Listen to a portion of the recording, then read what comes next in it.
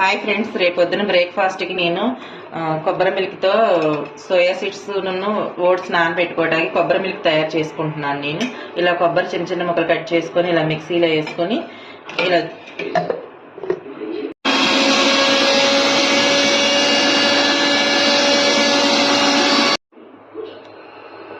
కొంచెం వాటర్ వేసుకోవాలి. కొంచెం వాటర్ వేసుకుంటూ మెత్తగా స్మూత్గా చేసుకుని ఇలా వడగట్టుకోవాలండి. ఇలా వడగట్టుకుని కొంచెం నీళ్ళు వేసుకుని చిక్కగా వస్తాయి, కొబ్బరి పాలు వస్తాయి.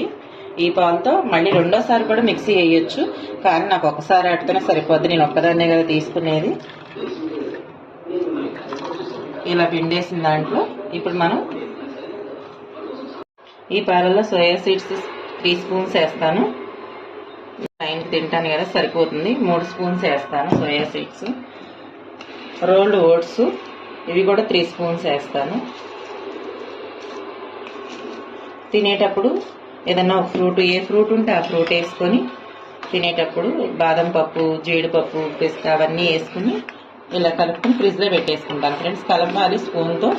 ఇవి సోయా సీడ్స్ కలవ కదా, గడ్డలు ఉంటాయి కదా, అందుకే కలుపుతాను. కలిపేసి ఇలా ఫ్రిడ్జ్లో పెట్టేసుకుంటాను.